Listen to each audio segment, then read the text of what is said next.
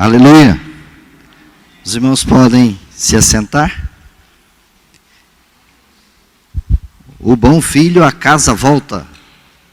Mais uma vez, estamos aqui juntos para celebrarmos o nome do Senhor. Aqui para mim é um lugar muito especial. Talvez alguns poucos irmãos, né? Hoje nós estivemos na casa do irmão Lequim, lá mais cedo. E aí, vendo a Raquel, filha da irmã Divina, eu lembrei assim, nós tiramos uma foto. A Raquelzinha ainda era uma criancinha. A Igreja de Deus de Vila Boa começou aqui do lado. Era só um salãozinho pequeno. O pastor José Vitor, né, que até pouco tempo estava conosco. Depois a gente veio para esta igreja aqui do lado. Pastor Daniel, irmão Paulo, quem é das antigas deve lembrar desses aí. Mas é um prazer a gente estar aqui, porque a gente sabe que a casa do Senhor é o lugar onde o Senhor habita, é o lugar da adoração. Então, se você que começa a fazer parte dessa história da igreja, agora, recente, quero dizer para você que você é muito bem-vindo, porque esta obra nunca foi nossa, ela sempre foi de Deus, né? Irmã Iva, Evaldo, Delan, que tiveram todo o ministério do pastor Francisco Aleixo, não só aqui, né, na Igreja de Deus de Vila Boa, mas toda uma trajetória aí. É muito ver que cada um de vocês permanecem no propósito de servir a Deus. Isso é bênção. Amém? Eu gostaria de convidar a igreja para abrir suas Bíblias comigo no livro de João, capítulo 21, dos versículos 18 ao 22. Evangelho de João, capítulo 21,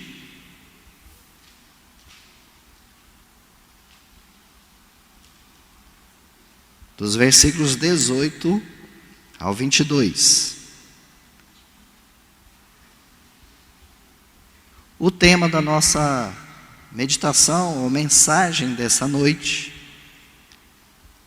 o tema é: Senhor, mas e quanto a este? A palavra do Senhor nos diz assim, Evangelho de João, capítulo 21, dos versículos 18 ao 22. Na verdade te digo, que quando eras mais moço, te cingias a ti mesmo, e andavas por onde querias. Mas quando já fores velho, estenderás as tuas mãos, e outro te cingirá, e te levará para onde tu não queiras. E disse isso significando que a morte, e disse isso significando com que a morte que havia ele de glorificar a Deus. E dito isso, disse: segue-me. E Pedro, voltando-se, viu que seguia aquele discípulo a quem Jesus amava, e que na ceia se reencostara também sobre o seu peito, e lhe dissera: Senhor, quem é que há de te trair? Vendo Pedro a este, disse a Jesus: Senhor, e deste, que será? Então o tema da nossa mensagem é: Senhor, e deste, que será? Quando a gente pensa e vê o apóstolo Pedro fazendo esse questionamento: Senhor, e deste, e quem será? O que será deste? Ele estava se referindo a João. que Jesus acabava de dizer para ele: olha, Pedro, você quando era novo, você ia para onde você queria, você se guiava. Mas vai chegar um dia, vai chegar um momento da sua vida, que você já não é você que vai se guiar.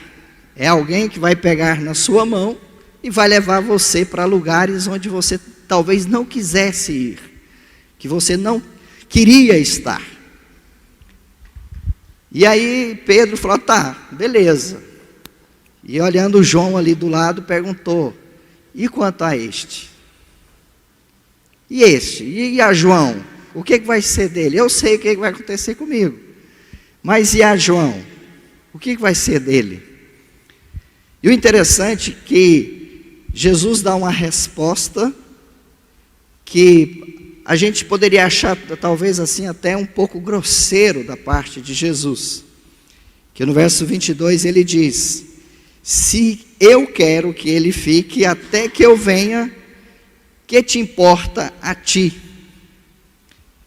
Em outras palavras, Jesus está dizendo: o que vai acontecer com ele não diz respeito a você. O que vai acontecer com a outra pessoa não diz respeito a nós. E o Senhor está dizendo: mas você vem e segue-me. Quando nós lemos também, se você puder, volta comigo lá em Mateus, no capítulo 20. A partir do versículo 1 tem a parábola dos trabalhadores na vinha.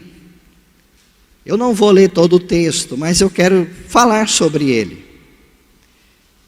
Eu quero começando lendo só o primeiro versículo e o segundo, que diz: porque o reino dos céus é semelhante a um homem, pai de família, que saiu de madrugada a assalariar trabalhadores para sua vinha. E aí, irmãos, o texto vai dizendo assim: tinha um senhor que era proprietário de terras. Ele era proprietário de uma vinha. Então na manhã, o dia amanheceu e ele saiu a procurar trabalhadores para trabalhar na sua seara. E a palavra do Senhor diz que logo pela manhã, por volta das 6, 7 horas da manhã, ele chama já os primeiros trabalhadores e fala: vem trabalhar na minha vinha. E eles foram, e acertou um salário, acertou um pagamento. Por volta das 9 horas, novamente, ele sai novamente a procurar outros trabalhadores e acha: venham trabalhar na minha vinha. Depois, ao meio-dia, ele sai novamente. Novamente ele encontra trabalhadores disponíveis e ele diz: venham trabalhar na minha vinha. A mesma coisa acontece depois às 3 horas da tarde.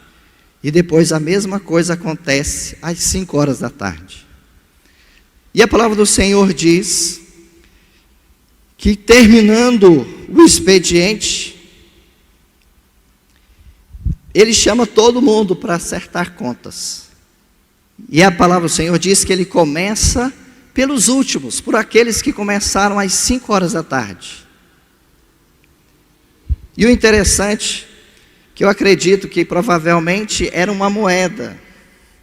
E ele foi dando uma moeda, que naquela época essa moeda era o dia de trabalho. Ele deu essa moeda para quem entrou às 5 horas da tarde. Depois ele chamou os outros e assim sucessivamente.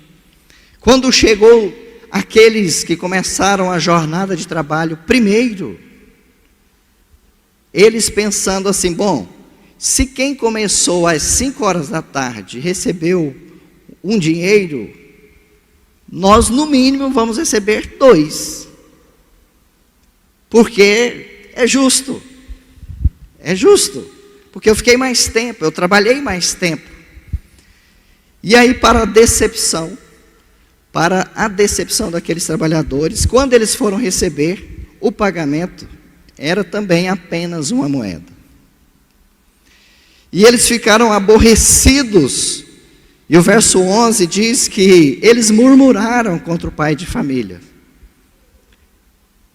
Esse sentimento desses trabalhadores aqui é o mesmo sentimento que o apóstolo Pedro estava tendo com Jesus em relação a João. E é o mesmo sentimento que muitas vezes nós temos diante de Deus. É um sentimento que muitas vezes, situações em nossas vidas que a gente passa, que a gente chega à conclusão de que Deus parece que não está sendo justo. Que esse mundo não é justo. Que as coisas que acontecem nem sempre são muito justas.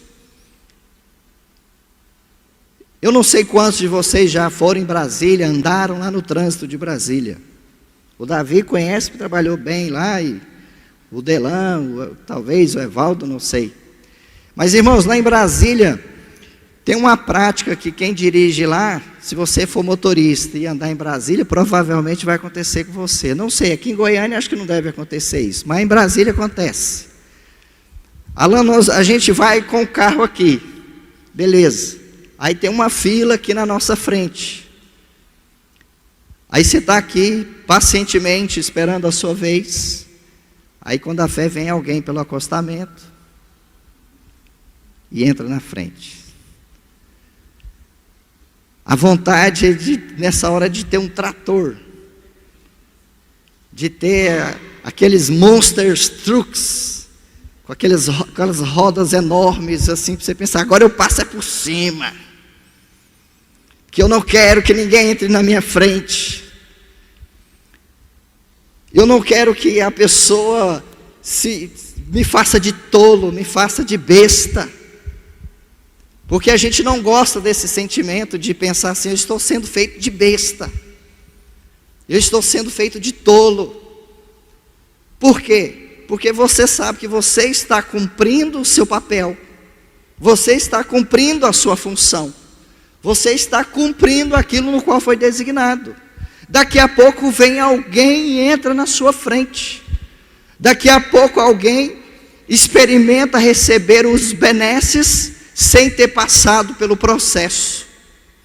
Alguém vem e é privilegiado por coisas que você fala, eu trabalhei tanto, eu me esforcei tanto para conseguir isso. Daqui a pouco alguém vem e consegue assim, fala, mas não passou pelo que eu passei, ele não sofreu o que eu sofri, ele não passou as aflições que eu passei. Então esse sentimento a sensação de que alguém está entrando na nossa frente, humanamente falando, é revoltante.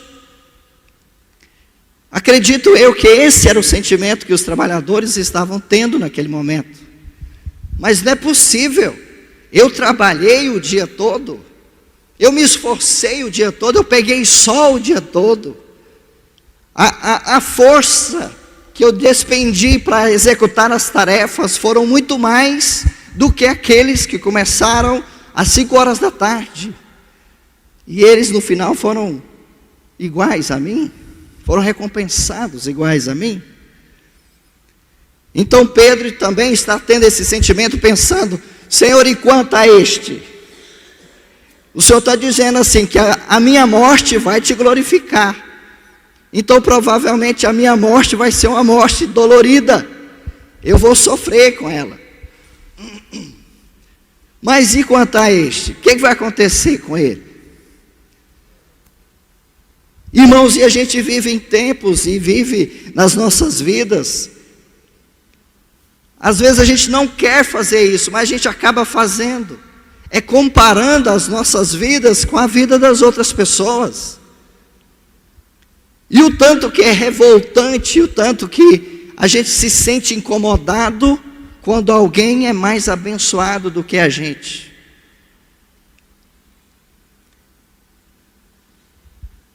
E o tanto que a gente fica revoltado. Tem um ditado que fala, a gente não se preocupa com os outros até que esses outros estejam melhores do que a gente. Aí a gente começa a se incomodar. Aí a gente começa a sentir isso. Quando as outras pessoas começam a receber bênçãos, benefícios, milagres, e às vezes a gente não. Eu sei que existe capítulo 6, versículo 7 de Gálatas, que diz assim, parafraseando: portanto, tudo que o homem semear, isso colherá. Tudo que o homem plantar, certamente colherá. E a gente ouve muito esse versículo dentro do contexto do pecado, não é verdade? A gente sempre tem esse contexto do pecado. Tudo que o homem plantar, isso ele vai colher. A gente pensa, se ele pecou, então a lapada vai vir. Se ele, bagunçou o coreto, lá vem a maldição de Deus, lá vem a pancada, é certo. Mas, irmãos, deixa eu te fazer uma pergunta. E quando você faz tudo certo? Quando você semeia na sua vida tudo que é certo?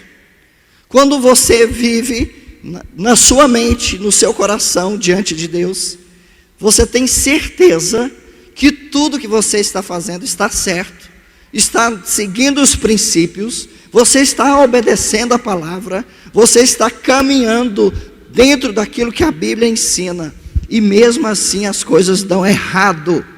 Como é que você explica? Se tudo que o homem planta, ele colhe. Aí você planta uma vida correta diante de Deus, você planta uma vida semeando diante de Deus, e aí vem as coisas dão errado.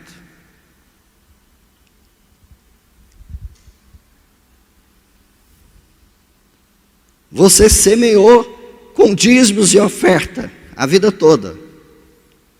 Aí você fica desempregado. Aí o seu vizinho, que nem crente é, que você sabe que ele é um safado, quando a fé ele aparece de carro novo. Você foi fiel à sua esposa, ao seu casamento a vida toda. Quando a fé, o seu casamento termina. Aí você conhece alguém que foi um cara safado, sem vergonha, que traiu a esposa a vida inteira. E o casamento dele está de pé. E o seu, que foi correto, foi sincero, foi temente a Deus, deu errado.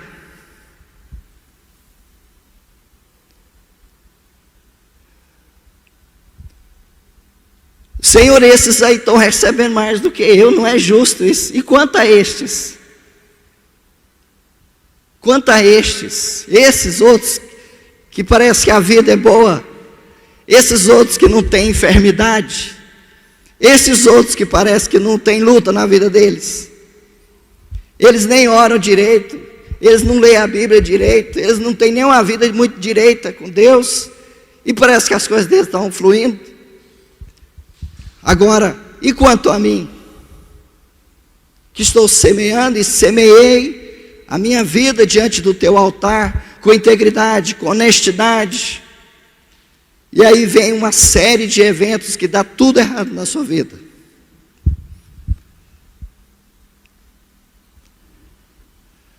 Há mais ou menos uns 4 anos atrás, eu acho. Irmãos, quando eu saí daqui de Goiânia, fui para Brasília, eu tinha uma casa aqui no Faisalville. Lá em Brasília, imóvel custa o dobro, ou talvez até o triplo dos valores daqui. Eu peguei a minha casa, fruto do meu trabalho, fruto de anos de trabalho, fruto da participação até do meu pai, que me ajudou na época. Eu lembro que meu pai trocou um carro pelo lote, o carro dele pelo lote, aí eu paguei depois meu pai, do lote, eu dei entrada nessa casa e comprei a casa. Paguei ela durante anos, usei FGTS, comprei a casa. Fui para Brasília. Pensei, agora eu preciso ter uma casa em Brasília. Peguei minha casa aqui, investi em um apartamento lá em Brasília, para dar entrada no apartamento. Eu e minha esposa pagamos mais 1 ano, fazendo sacrifícios altos para a gente pagar esse apartamento. Para a glória de Deus, a gente quitou o apartamento certinho, no dia certo a gente ia lá e pagava. Nós mudamos para o apartamento. Já estávamos morando nesse apartamento 1 ano. 1 ano depois chega a Defesa Civil, numa terça-feira, à noite, e fala para a gente: vocês têm até amanhã, 10 horas da manhã, para sair daqui. Se vocês não saírem daqui, a polícia vai estar aqui a partir das 8 horas da manhã. Se vocês não saírem por bem, nós vamos tirar vocês por mal.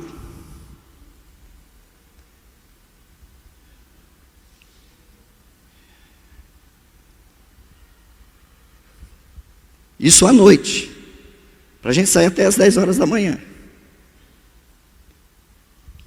Nessa época o Davi ainda morava lá em Brasília.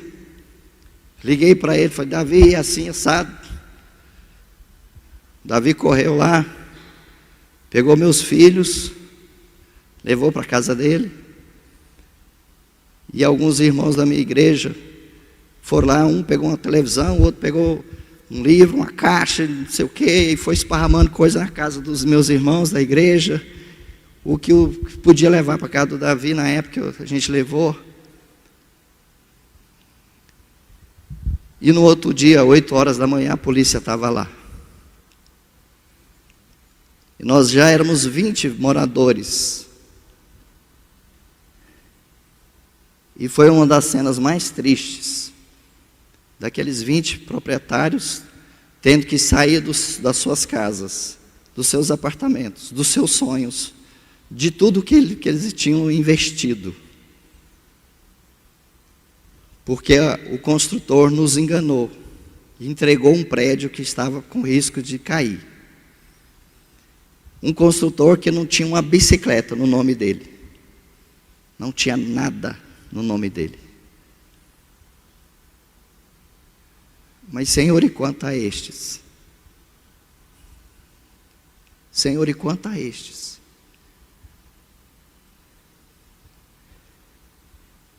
A tua palavra me disse: tudo que você plantar, você vai colher. Eu plantei fidelidade ao Senhor durante toda a minha vida. E perdi todo o investimento da minha vida, praticamente foi perdido. Entendem o que eu estou querendo dizer, meus irmãos? Talvez é a mensagem que eu estou querendo dizer para vocês nessa noite. Porque quando você tem a certeza que você está no caminho certo, que você está fazendo a coisa certa, e que as coisas acontecem do ponto de vista humano, o contrário daquilo que a gente espera, muitos se decepcionam com Deus, muitos se decepcionam com a fé, muitos se decepcionam e falam: era melhor eu estar lá no bar bebendo, era melhor eu estar vivendo a minha vida lá no pecado, melhor era eu não ter sido fiel, melhor era não ter acordado cedo, pensando igual os trabalhadores, né? Então era melhor eu ter ido às 5 horas da tarde. Por que que o Senhor me chamou cedo? Por que que as coisas acontecem? Por que que coisas ruins acontecem com pessoas boas, com pessoas que são tementes a Deus, que são sinceras a Deus? Humanamente falando, a gente começa a questionar isso e falar: Senhor, está errado. Eu não merecia isso na minha vida. Eu não merecia talvez o abandono. Eu não merecia a enfermidade. Eu não merecia meu casamento ter terminado. Eu não merecia que a minha empresa tivesse fechado. Eu não merecia que tais coisas acontecessem comigo. Porque eu fui sincero, porque eu vivi a minha vida toda na tua presença. Falando como um dos trabalhadores, eu acordei cedo, eu vivi, sofri. E agora, quanto a estes, num momento desse, a gente quer olhar para o que está acontecendo com a vida das outras pessoas, para a gente ter referência. E o quanto que é complicado e difícil você ver a outra pessoa orou e Deus curou, e você não. Você pediu para que uma pessoa fosse curada, ela foi, mas você pediu pelo seu pai e ele não foi. Você pediu para que outra pessoa prosperasse e ela prosperou, mas você ora para você prosperar e você não prospera. Senhor, e quanto a estes? E quanto a estes?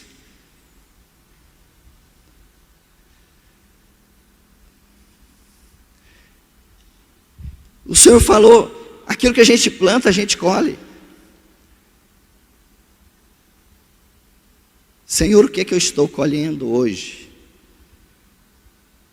O que é que eu estou colhendo, Senhor?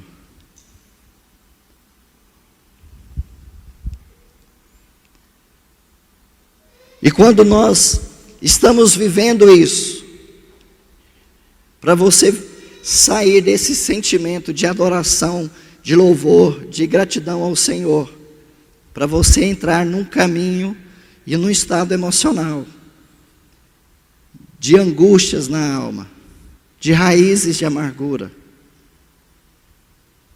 Você quer culpar pessoas, você quer culpar a si mesmo, você quer pensar assim, onde foi que eu errei, por que que eu fiz? Porque muitas coisas talvez Deus não nos dará resposta. Muitas coisas que nós passamos nas nossas vidas e vivemos na nossa vida, nem sempre Deus dará respostas. Ou pelo menos as respostas que a gente queria. Porque se é a enfermidade, a gente queria a resposta da cura. Se é a empresa que faliu, a gente quer que a empresa comece de novo e flua.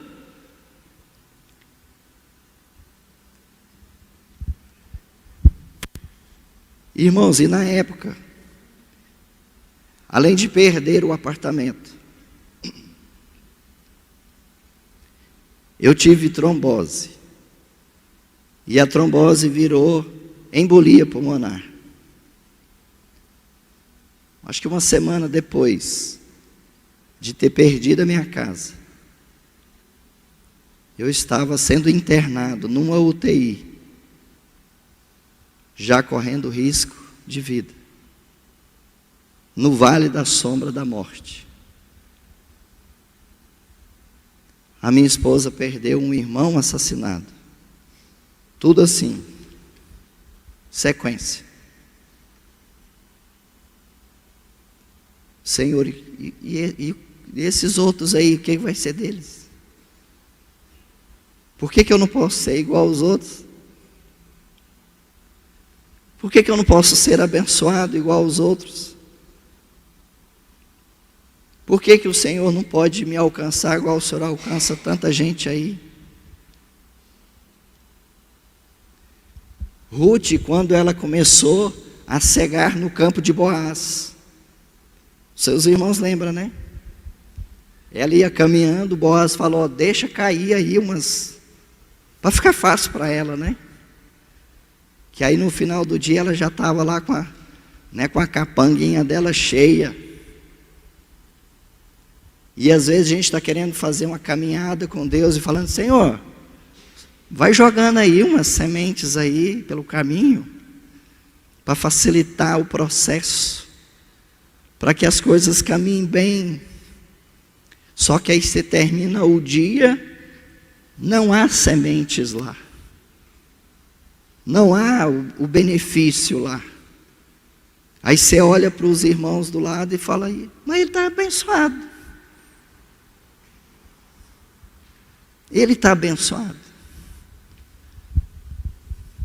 Talvez uma mãe que quer ser mãe e não consegue engravidar, ela olha para uma mulher que está buchuda e fala, está vendo, ela engravidou. E eu não consigo engravidar. Uma solteira olha para a casada e fala, aí, ela conseguiu casar e eu não consigo. Porque os questionamentos que nós temos em Deus, às vezes, são grandes. Porque a nossa mente, e nós como humanos, nós queremos pensar humanamente sobre as coisas. Nós queremos ter a mente de homem, pensando. Nós queremos ter nossos juízos de valores conforme aquilo que a gente entende que é certo, que é justo, que é correto. E humanamente falando, nós nunca conseguiríamos entender a mente de Deus. Humanamente falando, nós nunca conseguiríamos entender o que passa na mente de Deus, qual é o propósito de Deus, qual é a vontade de Deus. A única coisa que a gente sabe, que a Bíblia diz, que está escrito, que todas as coisas cooperam para o bem daqueles que amam a Deus. Aí você está vivendo um turbilhão na sua vida, situações difíceis, e aí você tem que lembrar disso, que todas as coisas cooperam para o bem daqueles que amam a Deus. Só que muitas coisas não vão sair dentro do seu plano, muitas coisas não vão sair do jeito que você planejou, do jeito que você queria, do jeito que você pensa assim, eu estabeleci. Às vezes a gente tem que ter muito cuidado na questão dessa questão da confissão positiva, né? Daquela coisa assim, tudo vai dar certo. Tem até uma música, né? Vai dar tudo certo. Em nome de Jesus vai dar tudo certo. E quando não dá certo? E quando dá errado? E quando a pessoa que você está orando para ela ser curada, ela morre? E quando o casamento que você está orando para dar certo, ele acaba? E quando o seu filho que você projetou para ser um homem de Deus, uma mulher de Deus, ela se desvia, ela se torna talvez até pior do que uma pessoa lá do mundo? Onde é que está a falha? Onde é que está o problema? E destes, do que será? O que será?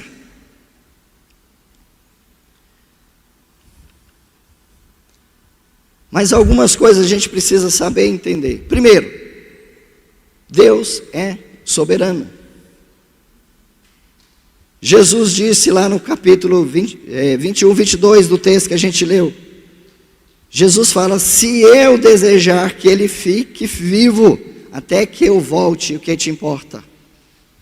Jesus está dizendo, se eu quiser que João fique vivo até o dia que eu voltar, é um assunto meu.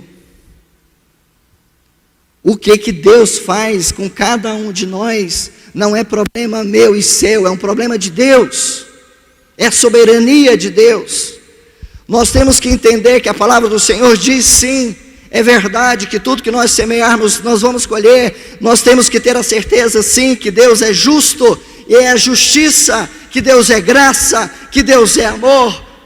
Mas temos que entender também que Deus, Ele é soberano, Ele faz o que Ele quiser, Ele faz como Ele quiser, Ele faz no tempo que Ele quiser, Ele faz da forma que Ele quiser, porque Ele é Deus, Ele é o Senhor das nossas vidas, Ele é Senhor de todas as coisas neste universo. Os trabalhadores que foram chamados para ir para a vinha, se não fosse pelo Senhor chamar para eles irem para a vinha, eles nem teriam vinha para trabalhar, porque a vinha era do Senhor. Na nossa vida também nós temos que entender que tudo pertence a Deus, todas as coisas estão debaixo da mão de Deus, debaixo da soberania de Deus, da vontade de Deus. Não somos nós que vamos dizer para Deus assim, faz assim Senhor, faz desse jeito, faz daquela forma.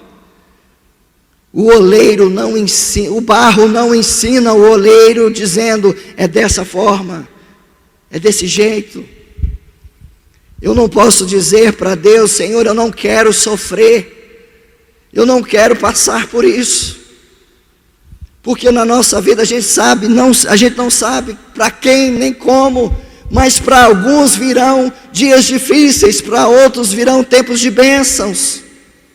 Porque a palavra do Senhor também diz que o Senhor exalta quem Ele quer, o Senhor humilha quem Ele quer. Então nós temos que entender que vai ter tempos na nossa vida que Deus vai nos exaltar, que você vai ser promovido, que você vai ter o seu filho, que você vai ser abençoado, você vai ser abençoada, mas vai também ter o tempo difícil, vai ter o tempo ruim, vai ser o tempo da escassez, tempo do deserto, tempo do silêncio de Deus na sua vida, vai ter também o tempo ruim, vai ter os dias difíceis. Mas Deus não deixou de ser Deus, Deus não deixou de olhar para você, Deus nunca vai deixar de estar com a mão dEle sobre a sua vida, porque Ele continua sendo Deus.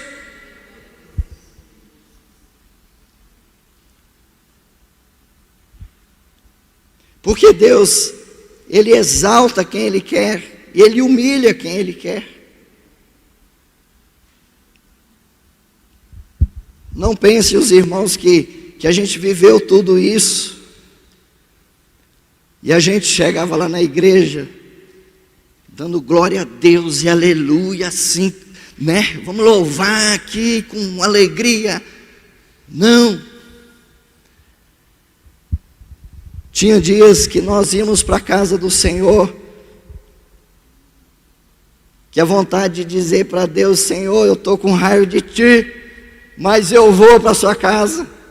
Por que, Senhor, está acontecendo?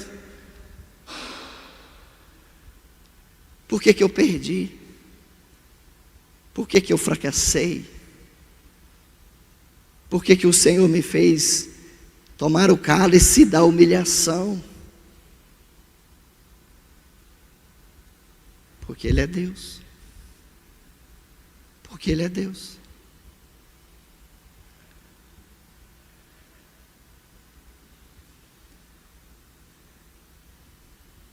Qual é o benefício? O benefício é que você é amado.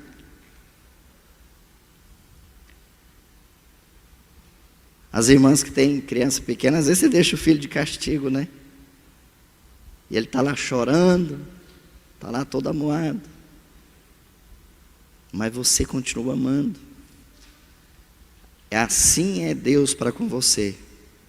Mesmo que você não entenda, mesmo que você não compreenda, mesmo que no seu coração, naquele momento que você está vivendo, você está questionando Deus, você está com raiva de Deus, você está perguntando o porquê das coisas para Deus, mas o amor de Deus ainda está sobre você, Ele continua te amando, a graça do Senhor continua te sustentando, o favor de Deus está sobre você, nos momentos piores da sua vida, nos momentos mais difíceis da sua vida, o Senhor continua lá, e o Senhor estará lá, e o Senhor te sustentará, e o Senhor estará lá sim.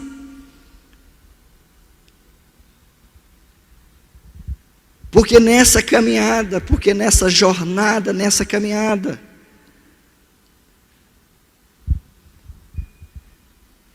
seria talvez muito romantismo da nossa parte achar, vai correr tudo bem, vai dar tudo certo.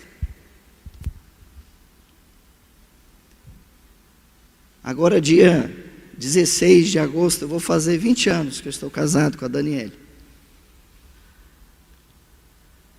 Tal qual era o amor que eu tinha por ela quando nós casamos. Esse amor permanece até hoje, talvez até mais forte do que quando eu a conheci.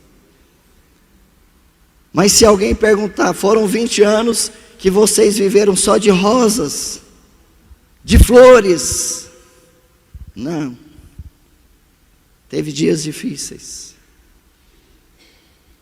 As irmãs que já são mães,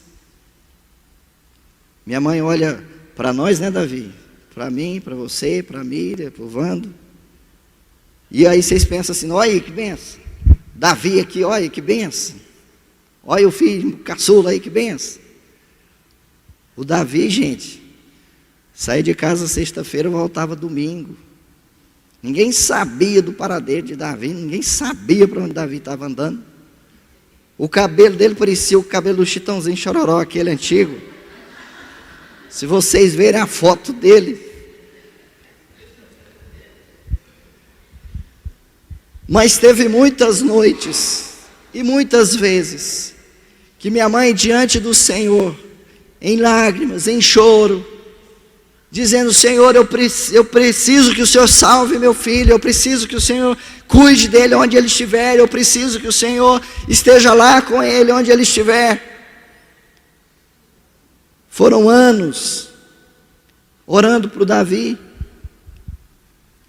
Primeiro foi o Vandim. O Vandim veio turbinado, cheio, né, da unção. O Vandim me chamava: bora para a igreja, sábado à tarde, lá. Tipo umas 5 horas, me chamava: bora para a igreja. E eu lá no campo jogando bola. Né? Aí o Vandinho ia sozinho para a igreja e eu ficava com meu coração doído. Falei: meu Deus do céu, isso está errado. O Vando vai para a igreja, eu aqui jogando bola. Se Jesus voltar hoje, como é que vai ser?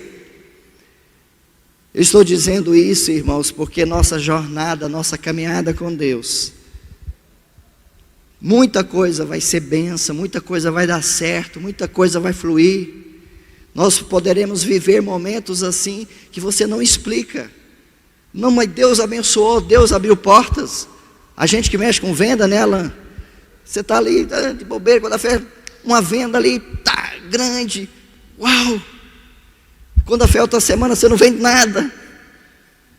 A vida com Deus é assim. Tem épocas na sua vida que as coisas vão florescer, vão caminhar, vão ser bênçãos.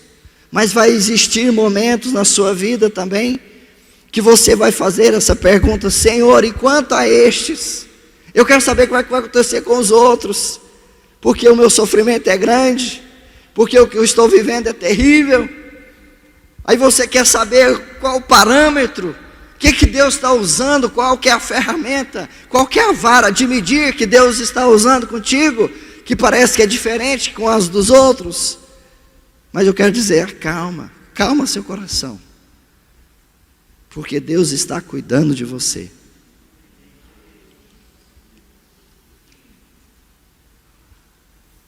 Aí os filhos da gente falam assim: por que você está me corrigindo? O que a gente fala, né, Alain? Porque você é meu filho. Eu não vou corrigir filho dos outros. Eu não vou educar filho dos outros. Eu vou corrigir os meus. Você é filho de Deus, então Deus vai agir na sua vida do jeito que Ele quiser. Tem época que vai facilitar, vai estar tudo jóia, mas tem época que vai ser difícil, tem época que vai ser choro, tem época que vai ser lágrima, tem época que vai ser questionamentos, tem épocas que serão respostas, perguntas sem respostas, tem épocas que parece que o vazio de Deus e o silêncio de Deus vai ser ensurdecedor. Mas eu quero dizer para você que Ele está lá, e eu quero dizer para você que Ele estará lá, que Ele vai estar junto com você, que quando você passar pelas águas, você não vai se afogar, quando você passar pelo fogo, você não vai ser queimado, porque a mão do Senhor te sustentará, a mão do Senhor te guardará.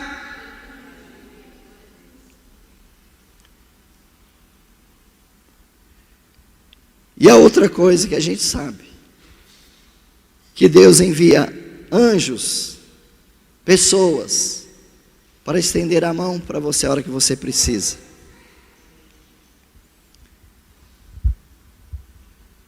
Do dia para a noite a gente perdeu tudo, mas o Senhor enviou pessoas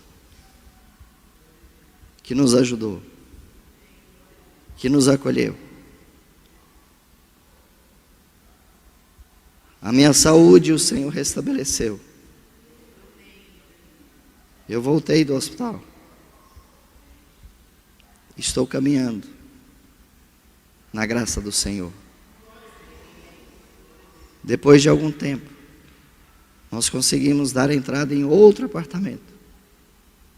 E nós já estamos morando neste outro apartamento, que o Senhor nos deu essa graça. O Senhor restaurou o trabalho. O Senhor restaurou a nossa morada.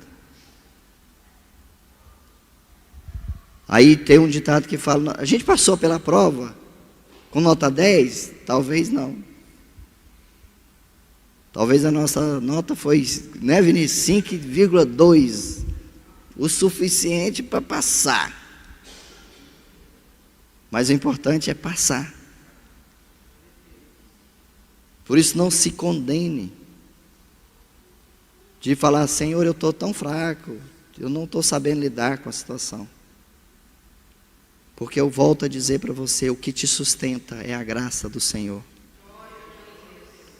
O que te sustenta é a graça do Senhor.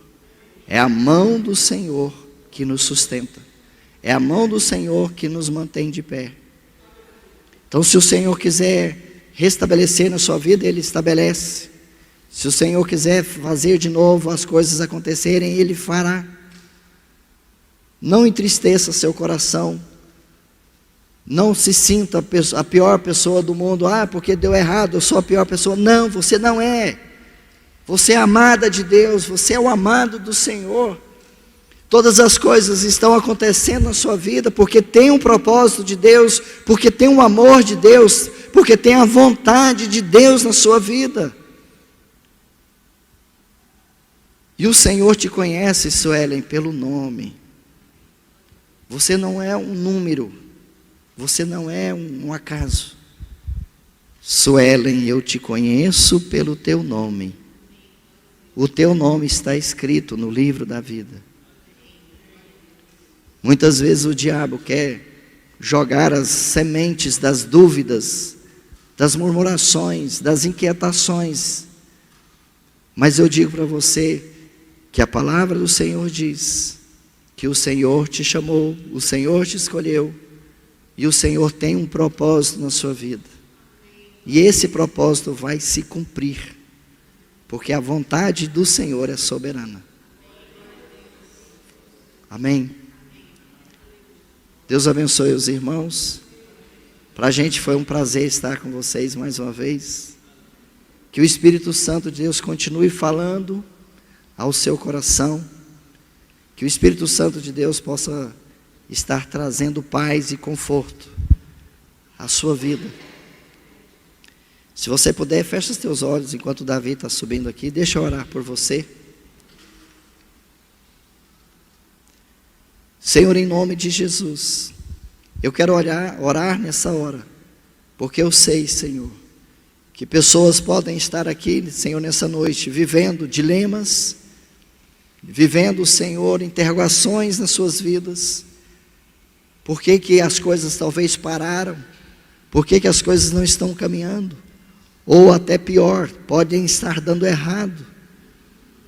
Mas eu quero dizer para essas pessoas nessa noite, que o Senhor as ama, que elas são amadas de Deus, que como o apóstolo Paulo disse, a tua graça, Senhor, é que nos basta, porque o seu amor, o seu favor na nossa vida é o que nos mantém de pé, é a justiça de Cristo, é o amor de Cristo, é o sangue de Jesus derramado por nós, que nos dá certeza, Senhor, que nós temos o nosso nome escrito no livro da vida, que nós temos a certeza que nessa caminhada nós vamos chegar lá, Senhor, talvez cansados, talvez descabelados, talvez com os nossos rostos todo inchado de tanto chorar, mas nós vamos chegar, nós vamos herdar a coroa eterna, nós vamos herdar aquilo que Deus tem preparado desde a fundação do mundo, porque o Senhor nos selou com a promessa, porque o Senhor nos selou com a esperança, e nisso nós cremos que Cristo morreu por nós, para que nós fôssemos feitos justiça de Deus. Nós somos feitos justiças de Deus em Cristo, e seja lá o que estivermos passando, nós temos a certeza que Deus está no processo. Por isso nós te adoramos e te bendizemos, ó Pai. Amém. Obrigado, irmãos. Deus abençoe a cada um.